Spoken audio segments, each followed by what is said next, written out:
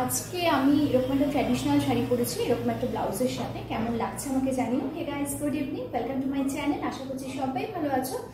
আর এরকম একটা ট্র্যাডিশনাল শাড়ি যদি এরকম একটা ব্লাউজের সাথে পরা যায় তাহলে কিন্তু দেখতে খারাপ লাগে না। অনেকে প্রশ্ন তুলতে পারো ট্র্যাডিশনাল শাড়ি কেন এরকমভাবে। আমার মনে হয় এটা খারাপ লাগে না। তার কারণ হচ্ছে গতকাল আমি এটা পরে লাইভ করেছি, তখন একরকমভাবে পরেছিলাম, একরকম ব্লাউজ দিয়ে। এখন আমার মনে হলো একটু অন্য টাইপের ব্লাউজ দিয়ে পরা যেতেই পারে, ট্রাই করা যেতেই পারে। দ্যাটস ওয়াই আমি পরেছি। তো কেমন লাগছে আমাকে জানিও।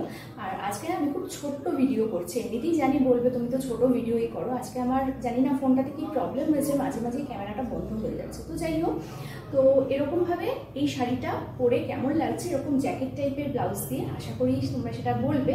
আর এরকম ট্র্যাডিশনাল শাড়ি বা শাড়ির সাথে কোন ধরনের ব্লাউজ দিয়ে আমি ট্রাই করতে পারি, আমাকে ভালো লাগবে, সেটা কিন্তু তোমরা অবশ্যই বলো।